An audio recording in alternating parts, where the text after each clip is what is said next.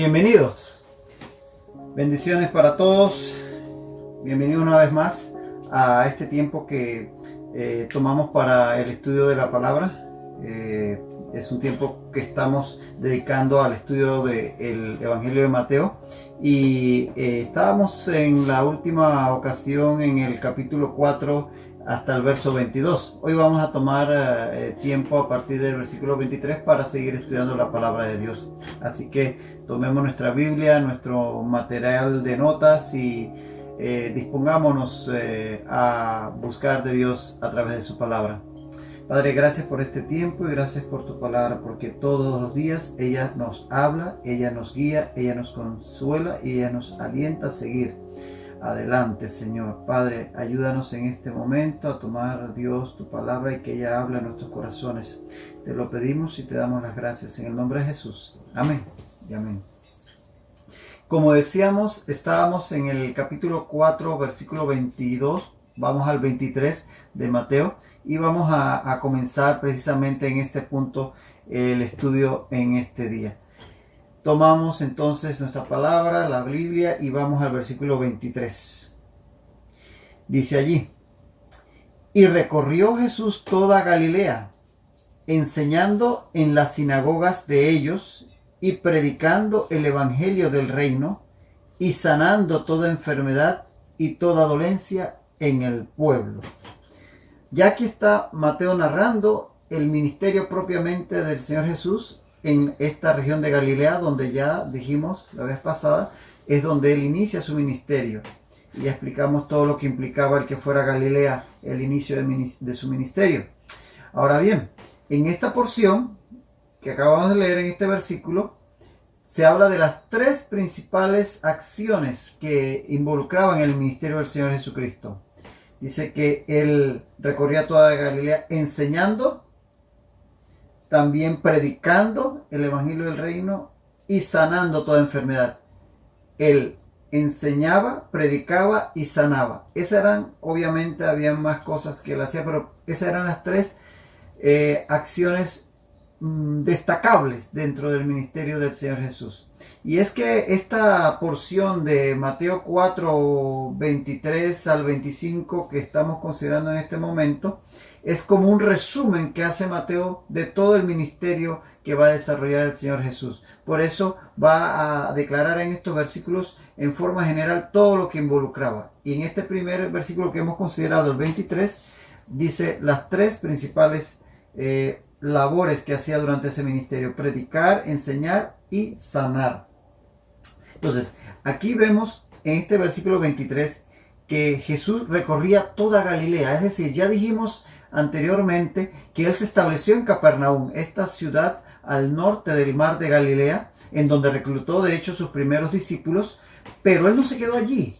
Capernaum era como su base de operaciones, pero Él no se queda allí esperando que la gente venga a Él, sino que Él sale a buscar las personas, Él sale a buscar las multitudes. Él va a todas estas poblaciones de esta región y va acercándose a ellos, hablándoles su mensaje a todo aquel que quisiera recibirlo.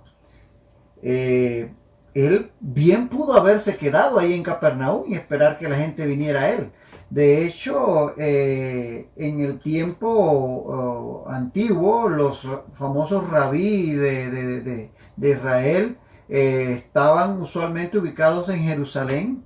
Gamaliel, Hillel y todos estos grandes rabinos, y quienes querían aprender de ellos tenían que ir a Jerusalén, acercarse, y si el maestro los aceptaba como sus discípulos, entonces podrían aprender de ellos, como el caso de Pablo, por ejemplo, que es enseñado por Gamaliel. De tal manera que estos rabí, estos maestros, se quedaban en su ciudad y esperaban que la gente viniera a ellos. Pero el Señor Jesús no hizo esto. El Señor Jesús fue a buscarles, fue a las multitudes, fue a los pueblos, fue a las ciudades a predicar su mensaje, a enseñarles. Y así entonces las personas supieron de Él y le comenzaron a seguir. Es como el buen pastor, que si hay una oveja descarriada, no espera a que la oveja lo encuentre, sino que Él va por ella.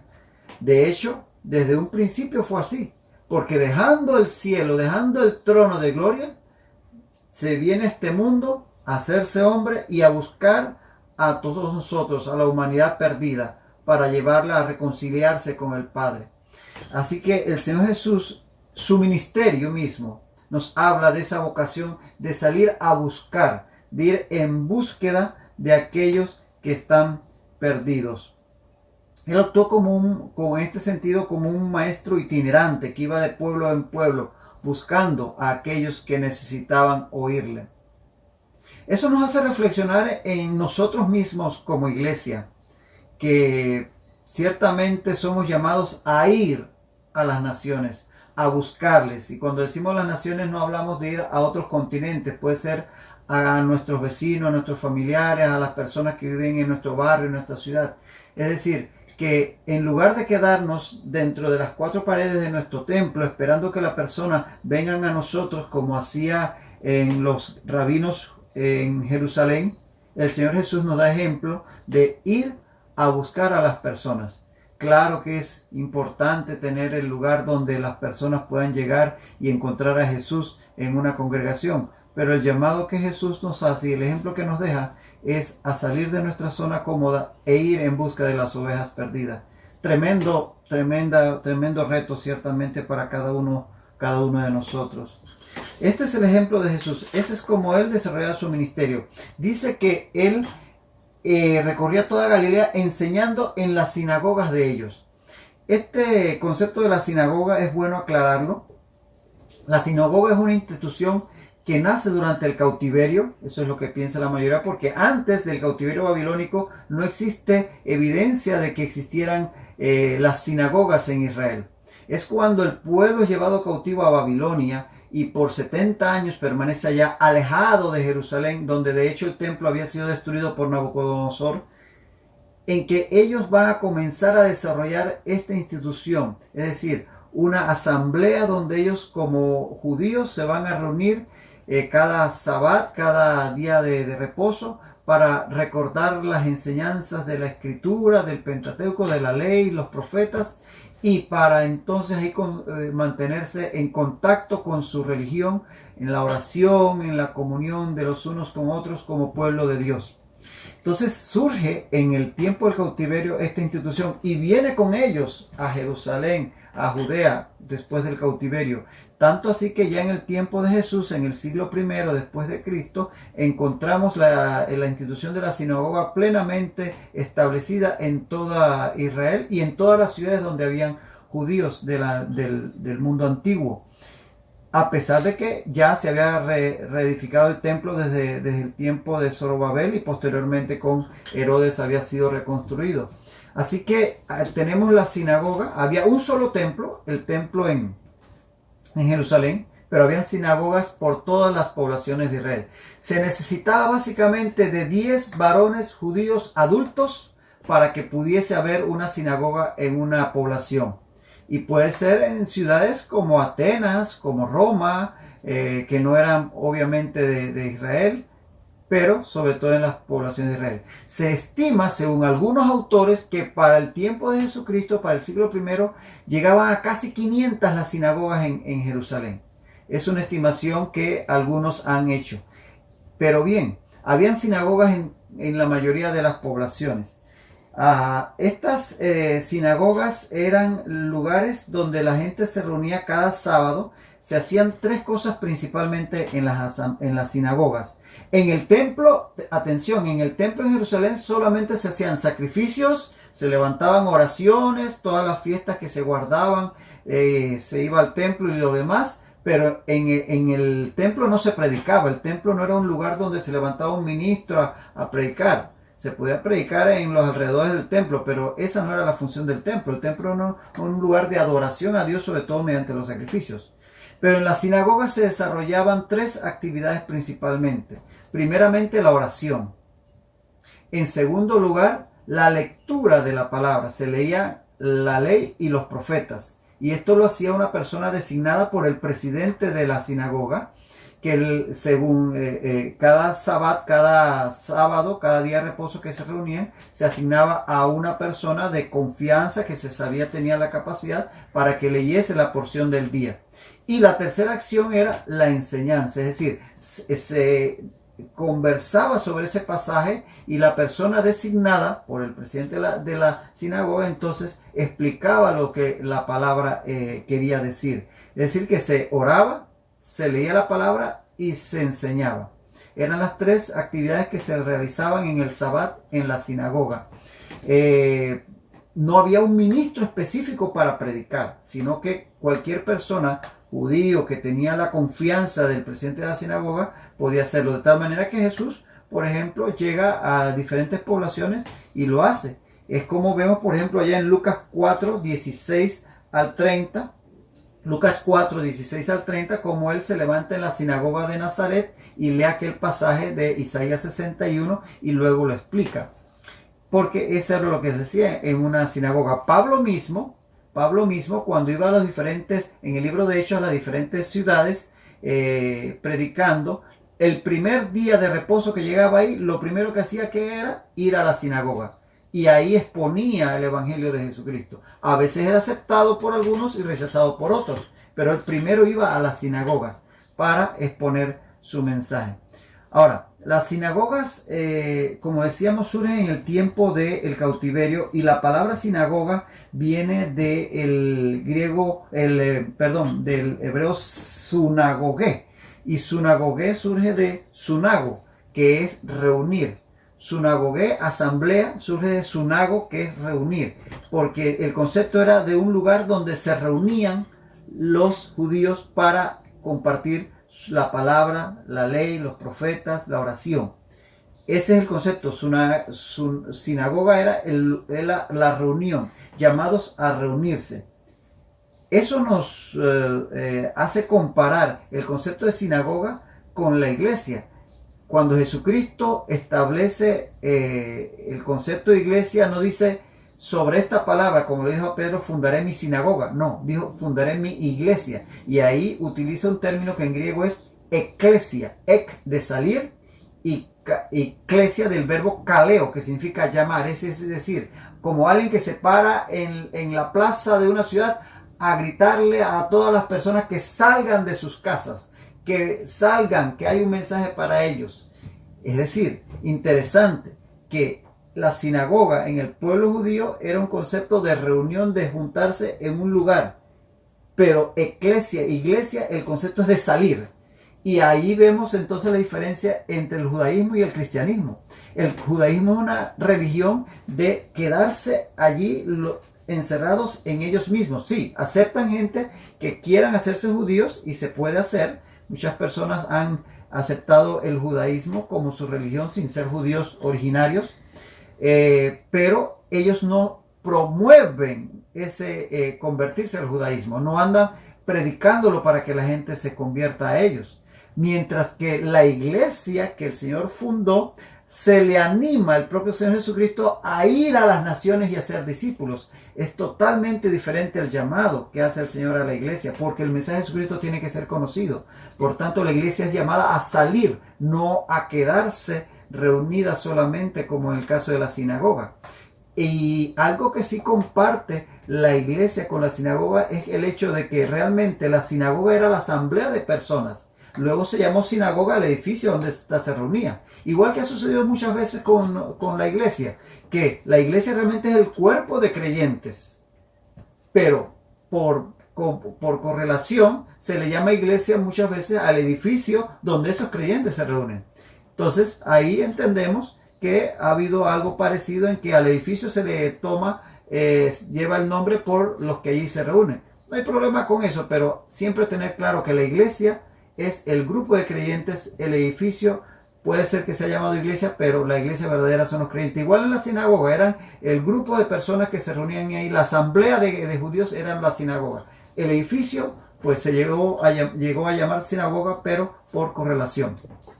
En Capernaum, por ejemplo, habían sinagogas, y esto que tenemos aquí es, por ejemplo, las ruinas de la sinagoga de Capernaum, pero del siglo II. Es decir, esta no es las ruinas de una sinagoga que el Señor Jesús pisó. Se piensa que debajo de estas ruinas hay una sinagoga anterior del siglo I, que pudo haber sido coincidente con el tiempo de Jesús. Pero este es del siglo II. Y esto es lo que queda de Capernaum. ruinas. Es lo que tenemos hoy en día. Y esta sinagoga en Capernaum es muy famosa y es visitada por los que van a estas tierras. Lo que tenemos acá es una reconstrucción tomando en cuenta las dimensiones de las ruinas estas que le mostré, y esto es lo que sería, según la idea del artista, y tomando en cuenta los planos que se han podido rescatar de la sinagoga actual, lo que sería esa sinagoga de Capernaum del siglo II. Y ese es ejemplo de las edificaciones que tendrían estas sinagogas en las cuales el Señor Jesús iba a estar predicando por todos estos pueblos alrededor. Algo interesante de decir aquí es que Mateo dice en las sinagogas de ellos. Recuerden que Mateo ya está escribiendo probablemente en los años 50.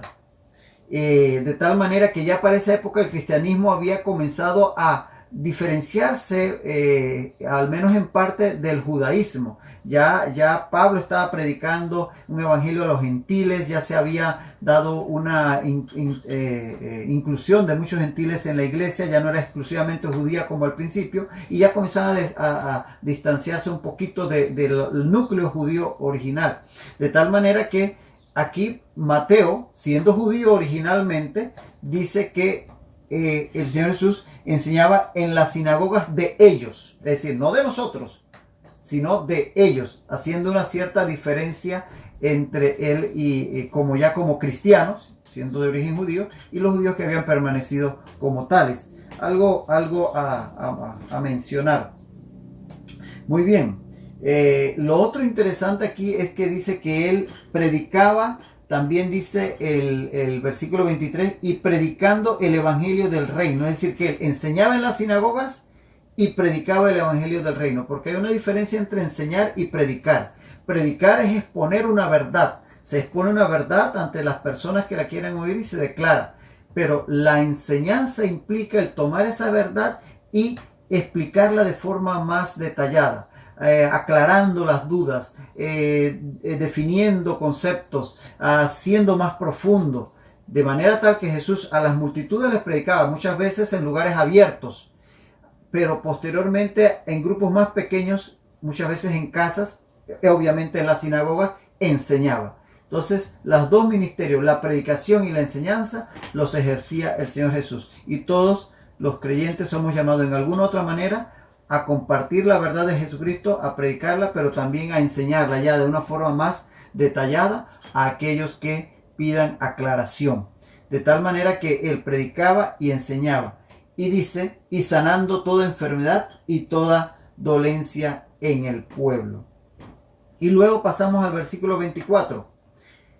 Dice así, y se difundió su fama por toda Siria, y le trajeron todos los que tenían dolencias, los afligidos por diversas enfermedades y tormentos, los endemoniados, lunáticos y paralíticos, y los sanó.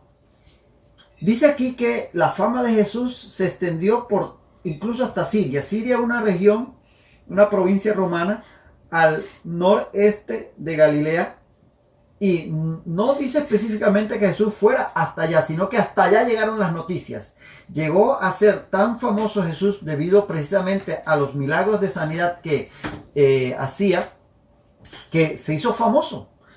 Las noticias de hay un rabí que está yendo por los pueblos de Galilea y está sanando personas de todas las enfermedades. Su fama dice llegó hasta Siria. Eso nos dice que realmente era impactante su ministerio. Y se lista aquí en este versículo 24 al menos 6 tipos de padecimientos. Dice que los que tenían dolencias en primer lugar. Dolencias podían ser malestares, podían ser dolores de cabeza, podían ser lumbalgias, podían ser otros padecimientos más específicos, pero dolencias da la idea de algo relativamente general, no algo muy específico.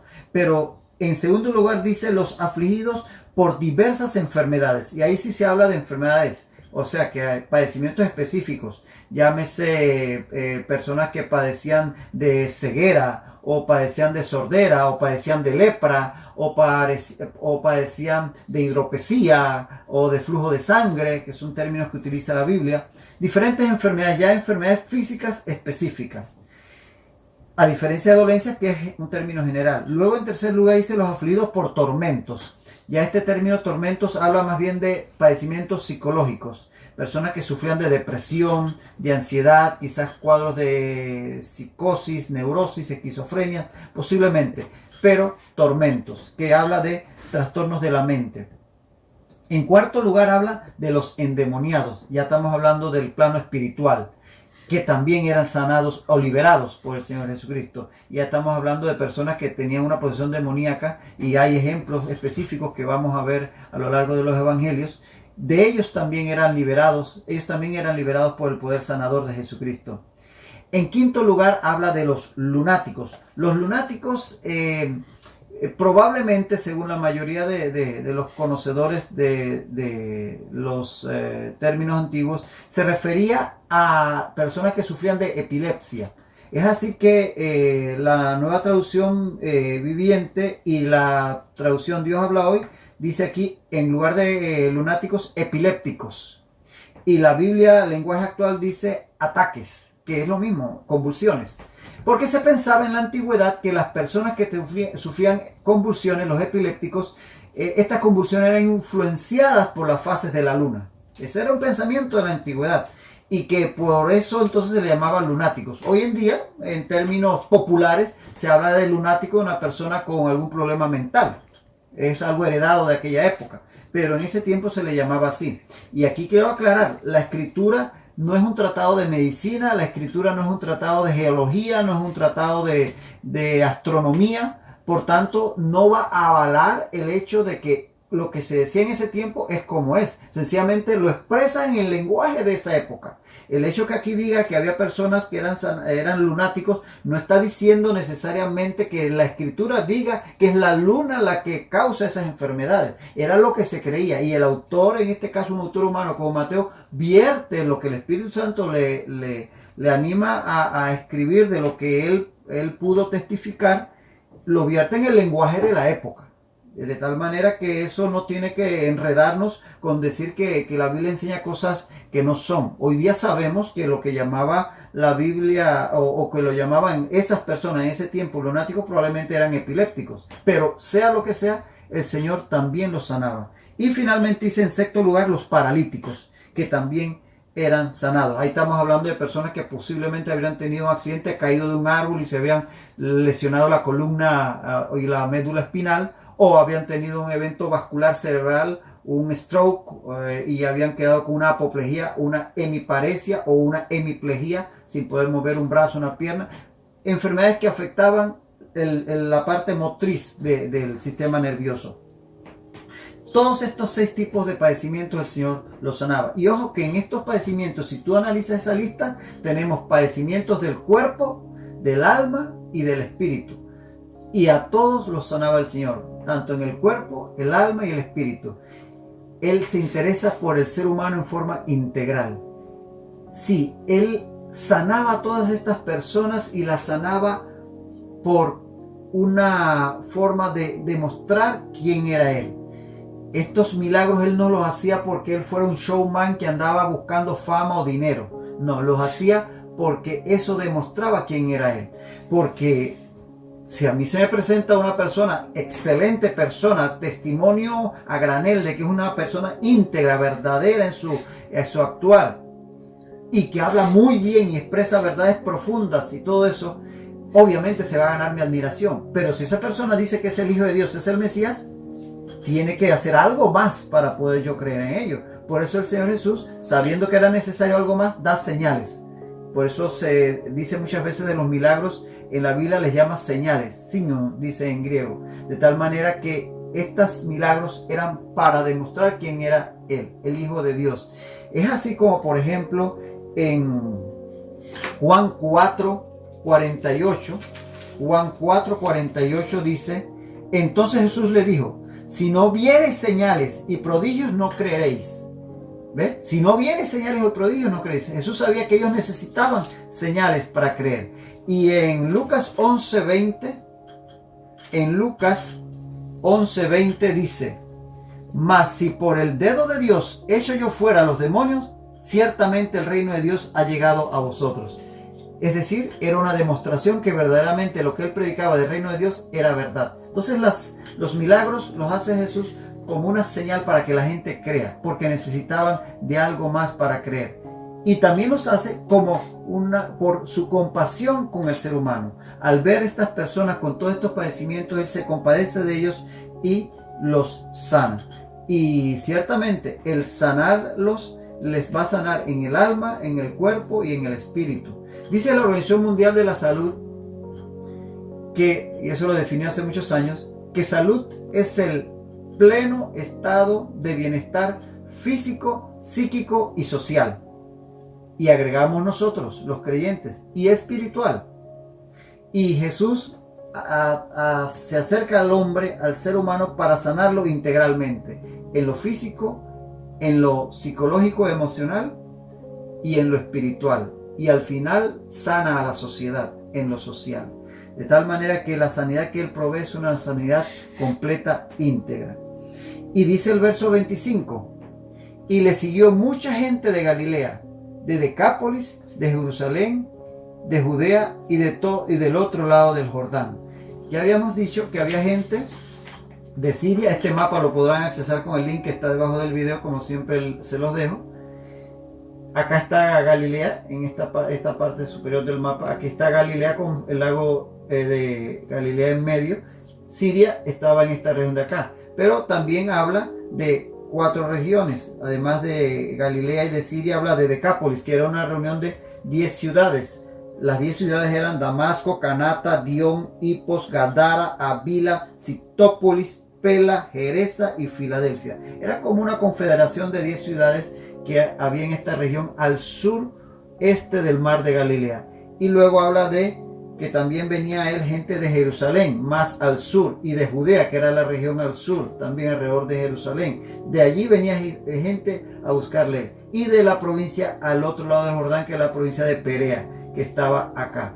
Perea, Jerusalén, Judea, de Siria, de Decápolis, de Galilea, de todos esos lugares se extendía la fama de Jesús y le seguía la gente.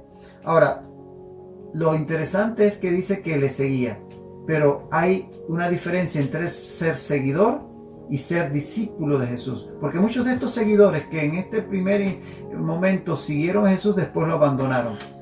No es suficiente con ser un seguidor, hay que ser un discípulo. Jesús no nos llama a ser solamente seguidores, sino a ser discípulos de Él. Y a veces las personas pueden acercarse a Jesús por los milagros, por lo que Él provee, por lo asombroso que ven, pero es mucho más lo que Él quiere ofrecernos. Es toda una vida nueva, y eso lo alcanzan los que se convierten en sus discípulos. El seguidor viene por un tiempo y se va, busca lo que le interesa y se va, pero el discípulo permanece con el maestro hasta que es formado y luego sale para llevar su mensaje, el mensaje de su maestro, a otros más, y así mismo también formar más discípulos. El Señor nos llama a ser discípulos y no solo seguidores. Y aquí nos detenemos por hoy, esperando que podamos cada día seguir manteniendo una vida de discípulos y no solamente de seguidores. Que el Señor les bendiga ricamente.